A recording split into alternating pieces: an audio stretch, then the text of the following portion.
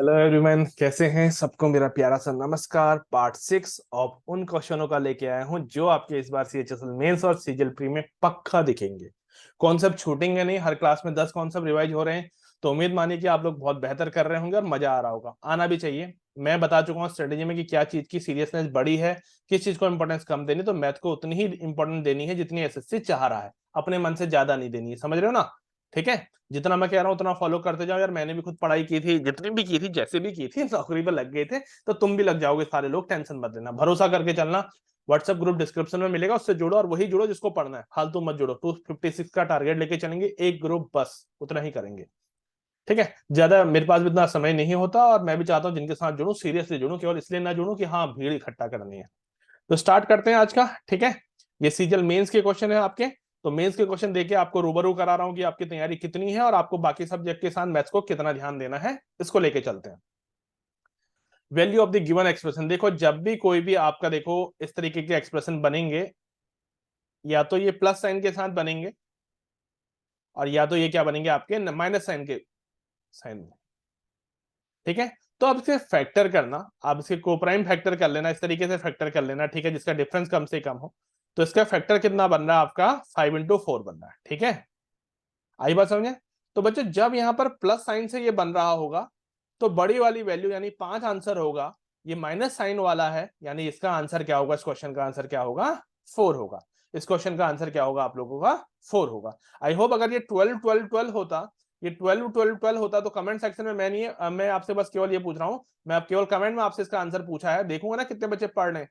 12 12 12 है, तो क्या अब इसका आंसर होता? जब यहां पर प्लस होता तब इसका आंसर क्या होता, और जब माइनस होता तब इसका आंसर क्या होता? दोनों ही आप कमेंट में पोस्ट करना, मैं नहीं बता रहा हूं क्योंकि मैं इतना बता चुका हूं। ठीक है, चलिए तो आगे बढ़ते हैं। क्या कह रहा है? एक कार के अंकित मूल्य पे 12%, 18% और 25% का क्या है आपको क्रमिक छूट के बाद एकल छूट आपसे ज्ञात करें कह रहा है। एकल छूट आपसे ज्ञात करें कह रहा है। तो कुछ मत करो मेरे प्यारे बच्चों, बड़ा सा बड़ा नंबर मान लो, क्योंकि निकालने में थोड़ा सा आसानी रहेगी। 12% तो मैंने ये माना, तो इसमें मैं पहले 25% की छूट दूंगा। तो कितना आ जाएगा? 750।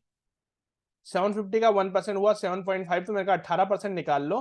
ठीक है, 18% कितना? 18×5 = 90, 9, 18×6 = 126 और 135। 135 अब इसका कम कर लोगे तो कितना बचेगा? कितना बचेगा? 615, राइट ना? अब इसमें से 12% कम कर लो, आपको 1% दिख रहा है। कितना? 1% दिख रहा है, 6.15 दिख रहा होगा। तो 12% कितना आ जाएगा? अब इसको ऐसे भी कर सकते हो, एकल छूट निकालनी तो आप सीधे सीधे ऐसे भी कर सकते हो कि कितना हुआ था? 250 हुआ था, ये 135 हुआ, तो ये 12% कितना आ रहा? 12×5 = 60, 6, 12 × 12 6, 18, 1, 12×6 = 72 और 73, 73.80। तो कुछ मत करो, इनको जोड़ लो केवल। 250, 135 और 73.80, ये आपका एकल छूट होगी। 08 पॉइंट यहाँ पर आ जाएगा 8, और ये हो जाएगा तुम्हारा 5 3 8 7 15 हासिल 1, 1 हो गया, 2 और 3 4, तो 45। फिर ये कितना है आपका? 458.80 की छूट है, वो भी 1000 पे है ना। तो 1000 पे है, तो आपको तो केवल 100 पे निकालना है परसेंट। तो 2 जीरो से 2 जीरो कटेंगे, एक नीचे जीरो था तो ऊपर शिफ्ट हो जाएगा। 55.880 क्या हो जाएगा? एकल छूट हो जाएगी। क्लियर है? देखो, ये क्वेश्चन देखो, अच्छा था, बहुत क्वेश्चन आसान था, लेकिन इसके आंसर बहुत नियर बाय थे, मुझे अब भी ध्यान है। क्या कह रहा? उत्पाद क्रमिक रूप से 3 व्यापारियों के हाथों से गुजरते हैं, प्रत्येक माल पे 30% का लाभ कमाता है। अंतिम व्यापारी ने 300 रुपए में बेचा, तो पहले व्यापारी ने कितना भुगतान किया? यानी ऐसे यहां से यहां गया एक, यहां से यहां गया दो, यहां से यहां गया तीन, और इसने बेचा ये। ठीक है ना? ये आ रहा है। तो आप कहोगे सर यहां पर भी क्या हो रहा? अंतिम व्यापारी ने 300 रुपए में खरीदा या लास्ट ट्रेडर? अच्छा ठीक है, बेचा कह रहा है। ठीक है, फर्स्ट ट्रेडर। ठीक है, बेचा का मतलब अंतिम ट्रेडर ये था, इसने बेच के इसने खरीदा होगा जितने में। ठीक है, तो आपसे कह रहा है कि पहला, आप कहोगे सर फर्स्ट ने 130% का प्रॉफिट कमाया होगा, दूसरे को दिया होगा।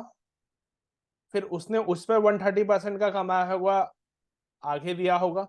और तीसरा ट्रेडर ने 130 का कमाया होगा, आगे दिया होगा। यही तो है ना? पहले ने कितने में बेचा, दूसरे ने कितने में बेचा, तीसरे ने कितने में बेचा। ठीक है, तो कितने में बेचा है आपका? 300 में बेचा है, ये वाली बात आ रही है। तो कुछ नहीं करना था, 2 जीरो से सॉरी अच्छा, एक एक जीरो से इसके एक एक जीरो कट जाते हैं। मैं प्रॉपर तरीके 13/10 13/10 13/10 लेके चल रहा हूँ, 3 जीरो थे।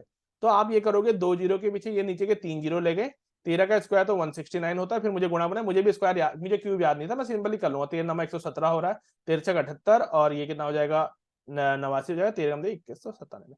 तो इससे ये डिवाइड कर लेते तो आपका आंसर आ रहा था। मैं बता देता हूँ इसका आंसर नियर बाय में जो आ रहा था वो 136 पॉइंट समथिंग को जा रहा था, एक बार चेक कर लीजिएगा आप भी। और इसके ऑप्शन में ना 137 और 135 जैसी चीजें भी नियर बाय में थी। तो इसलिए थोड़ा सा, क्योंकि कैलकुलेशन में मेहनत पड़ रही है, तो यहाँ पर ध्यान रखिएगा कि जब कैलकुलेटिव क्वेश्चन आए और क्वेश्चन आसान हो, थोड़ा सा संयम बरतना और चीजों को आराम से कर लेना, क्योंकि वो क्वेश्चन हो सकता है और उसको नंबर पूरे पूरे मिलेंगे। इसको देखते हैं क्या कह रहा है। The breadth of room is twice of its height. Okay, breadth जो है twice of height है, and half of its length, जो length है उसकी क्या है, half। विकर्ण की लंबाई ज्ञात करें। ऑप्शन यहां पर है नहीं, ये इन टर्म्स ऑफ बी पूछा था। विकर्ण की लंबाई इन टर्म्स ऑफ बी पूछी थी। तो ये विकर्ण, सबसे बड़ा जो लंबा से लंबा जो विकर्ण होता है वो होता है बच्चों L square plus B square plus H square. और मैंने आपको बता दिया कि ऑप्शन किसमें थे, इन टर्म्स ऑफ बी थे। तो यहां से देखोगे तो यहां से बच्चों मैं कह सकता हूं ना, एच बराबर क्या आ जाएगा, b/2। और यहां से एल बराबर क्या आ जाएगा, 2b। तो यहां पर बस क्वेश्चन में पुट कर दूंगा वैल्यू, 2 एल की जगह 2b रखूंगा तो 4b स्क्वायर आ जाएगा, b की जगह b ही आ जाएगा, प्लस जब यहां पर h की जगह b/2 रखूंगा तो क्या आ जाएगा, b²/4 आ जाएगा। एलसीएम निकाल लूंगा पूरा पूरा अंदर, तो ये 4 आएगा। जब ये 4 आएगा तो 4 4 16, 420 और ये 1 हो जाएगा 21b²। तो 4 का और बी स्क्वायर का बाहर आ जाएगा तो अंडर रूट, तो ये b/2 हो जाएगा, अंदर आ जाएगा 21। This will be your answer. ये question in terms of B कहा था, तो ऐसे रेशियो में कन्वर्ट करके भी निकाल सकते हैं, या बी के टर्म में पूछा है तो हर किसी को एल और एच को बी के टर्म में रखा और निकाल लिया। फॉर्मूला जरूरी था आना इसका। ये देखिए कितना आसान क्वेश्चन है, मैंने कोई क्वेश्चन नहीं छोड़े बीच में। दो उम्मीदवारों ने एक चुनाव लड़ा, एक को 64% मत प्राप्त हुए, तो बाय डिफॉल्ट दूसरे को 36% मत प्राप्त हुए, तो वो 434 वोटों से जीत गया। कितने का डिफरेंस आ रहा बच्चों, 28 का। टोटल का 28% बराबर 434। 7 4 जा 28, 7 6 जा 42, 1 7 2 जा 14, ये आ जाएगा 25। जो उधर जाएगा 25 दूनी 50, 25 छके 150 और ये 1550 विल बी योर आंसर। ये भी मेंस का क्वेश्चन था। समझा ये रहा हूं आसान क्वेश्चन। देखिए बार बार कह रहा हूं, समझो कि पेपर में क्या आ रहा है, मत उलझो बड़े बड़े सवालों में बच्चों। अगर 30 में से 28 29 क्वेश्चन भी कर लोगे ना, बहुत होंगे, अगर एक बाहर का फालतू अभी आता है तो। लेकिन जीएस और इंग्लिश में भी जब नंबर लाओगे ना, तभी सिलेक्शन होगा। और सरकारी कुर्सी पे बैठने का आनंद कुछ और है, क्योंकि हम सब लोग उसके लिए लड़ रहे हैं, तड़प रहे हैं ना। तो तड़प के बाद पाने का तो कुछ सुकून अलग है ना। तो करो सब लोग, बाकी कोई दिक्कत होती है तो मुझे बताओ। क्वेश्चन देखो कितना अच्छा है, पढ़ते हैं।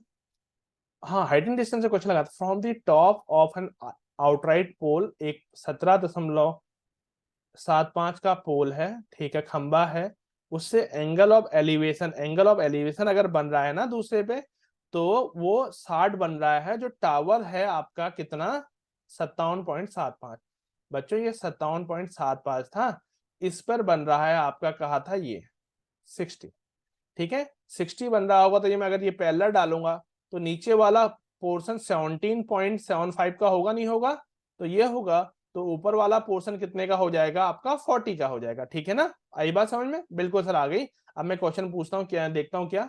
यदि आधार, हाँ इतनी ऊंचाई, तो खंबे के आधार से दूरी, मीनार का आधार, ये डिस्टेंस ये वाली पूछी है, ठीक है। तो बच्चों ये जब आपका 60 होता है, तो 60 में आपको पता है कि रेशियो मेंटेन करता है ये √3 और 1।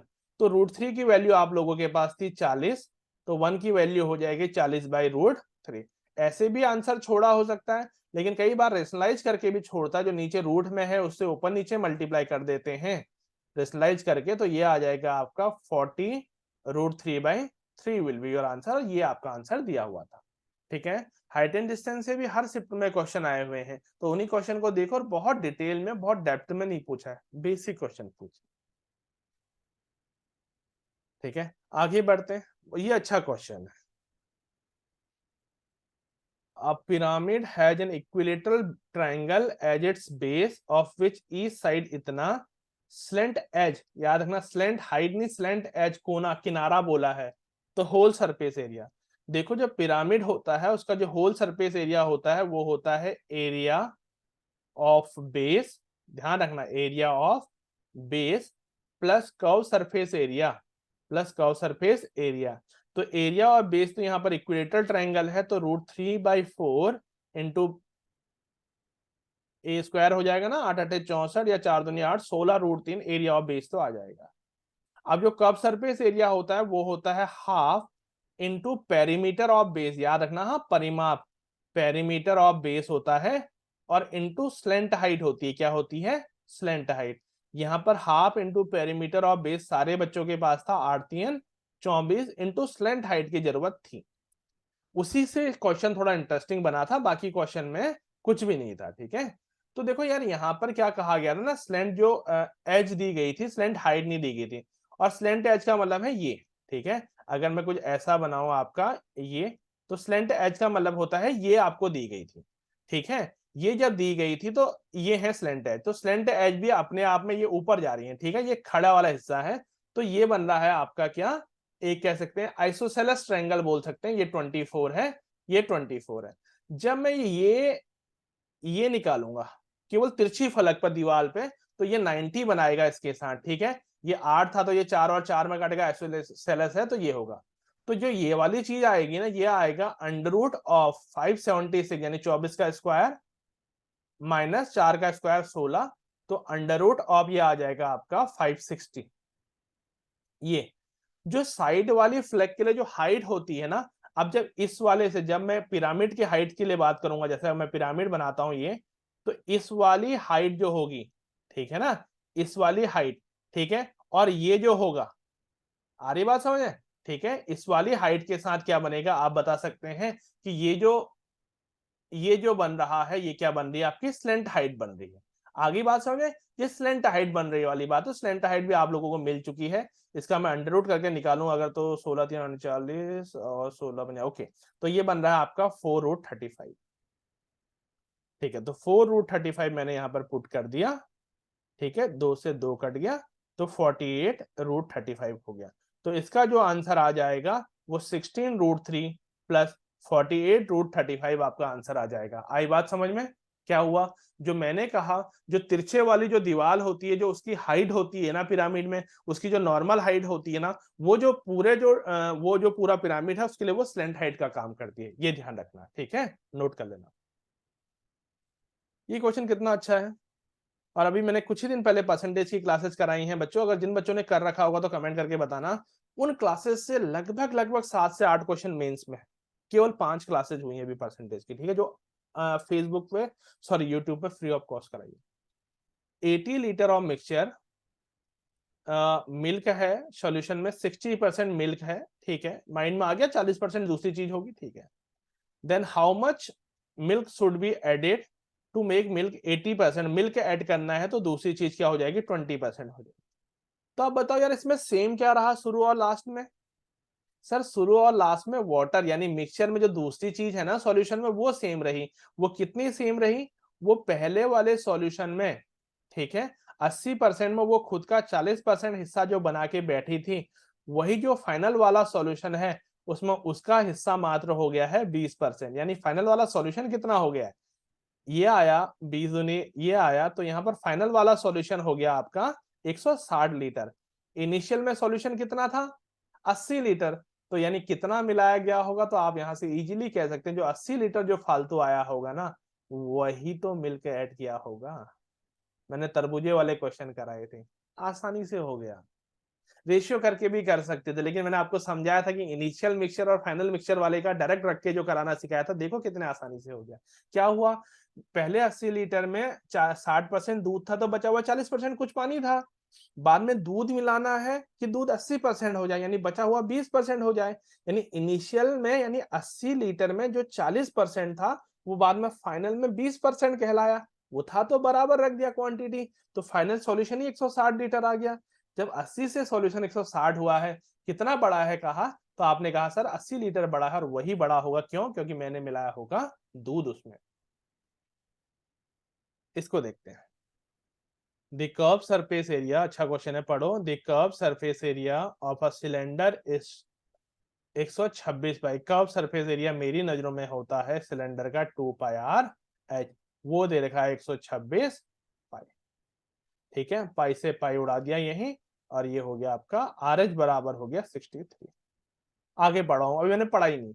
एंड हाइट है आपका 14, तो वॉल्यूम पूछा है। अब देखो आर बराबर आ जाएगा 63 बाई 14 आ जाएगा, तो यहां से हो जाएगा 9, यहां से हो जाएगा 2, आर आ गया 9/2। तो पाई के टर्म्स में आप निकालिए, पाई इंटू वॉल्यूम पूछा है 9/2 इंटू 9/2 इंटू एच क्या है आप लोगों के पास, एच क्या है आप लोगों के पास 14 है। आगे बात समझ में, आगे बात समझ में, 7 हो गया। ठीक है, ये आ जाएगा, पाई की वैल्यू अगर रखनी है तो रख लीजिए। ठीक है, 22/7 हो जाएगा, 7 से 7 कट जाएगा, और ये हो जाएगा 11। तो ये हो जाएगा 9 9 जा 81 गुणिया 11, 11 का में 11 88 और 89, इतना आपका क्या आ जाएगा, वॉल्यूम आ जाएगा सेंटीमीटर क्यूब में। क्लियर हो गया? दो फॉर्मूले रखने थे। जब भी मेंसुरेशन के क्वेश्चन आए तो मेरा सजेशन तो यही है, क्वेश्चन में पेन चलाना शुरू तो करना, चीजें अपने आप डिराइव होकर आगे बढ़ती जाएंगी और लिंक होते रहेंगे। हाँ, अच्छा क्वेश्चन था, छोटे छोटे कॉन्सेप्ट हैं, बहुत बड़े कॉन्सेप्ट नहीं थे। What is the perimeter of a square inscribe in a circle? एक सर्कल है ना जिसकी रेडियस क्या है, 5 सेंटीमीटर है, उसके अंदर एक वृत्त था, एक क्या था आपको, सॉरी वृत्त तो कह रहा हूं, उसके अंदर एक वर्ग डाला था, आपसे कहा है कि वर्ग का परिमाप बताओ। ठीक है मेरे प्यारे बच्चों, जब भी ऐसा फिगर आएगा तो आप लोग क्या ध्यान रखेंगे, आप ध्यान रखेंगे जो इसका क्या होगा, डायगोनल होगा, जो इसका डायगोनल होगा वो होगा आपका डायमीटर ऑफ सर्कल। तो आपको पता है डायगोनल का फॉर्मूला होता है a√2 बराबर वो क्या आ जाएगा, रेडियस का दुगना डबल क्या हो जाएगा 10। तो यानी a बराबर क्या आ जाएगा आपके पास 10√2। मैंने कहा ना रेशनलाइज कर लेना, तो रेशनलाइज करूंगा तो जो नीचे अंडर रूट में होता है उससे ऊपर नीचे गुणा किया जाता है सिंपली। तो ये हो जाएगा 10√2/2, तो 2 से आप कट जाएगा 5√2। तो आपसे क्या पूछा था, परिमाप पूछा था 4a, 4 into 5√2 will be your answer 20√2। आ गई बात समझ में? क्वेश्चन आसानी से हो गया। ठीक है, तो बच्चों ध्यान रखना, सारे के सारे क्वेश्चन ना अब बहुत ज्यादा आपको ना टफ क्वेश्चन करने की जरूरत नहीं है। आपको क्वेश्चन क्या है ना, कॉन्सेप्ट, छोटे छोटे कॉन्सेप्ट पे पकड़ अच्छी बनानी है। देखो कॉन्सेप्ट पे पकड़ अच्छी बना के होगा क्या, स्पीड इंप्रूव होगी, और जब स्पीड इंप्रूव होगी ना, तो सुना होगा आप लोगों ने, मैं कराऊंगा अभी, कि इस बार रीजनिंग अच्छी आई थी, इस बार रीजनिंग टफ आई थी। तो उस टफ को टैकल करने के लिए टाइम कहाँ से सेव होगा, टाइम कहाँ से सेव होगा, तो वो मैथ्स के कॉन्सेप्ट बना के मैथ्स वाले पोर्शन से ही टाइम सेव होगा, इस बात को ध्यान रखना। तो चलिए फिर अपना अपना फीडबैक कमेंट में पोस्ट कीजिए, जुड़िए, टेलीग्राम लिंक और व्हाट्सएप लिंक आपके डिस्क्रिप्शन में है, आराम से पढ़ो और अपनी चीजों को बेहतर बनाओ। मिलता हूं कल अगले सेशन में।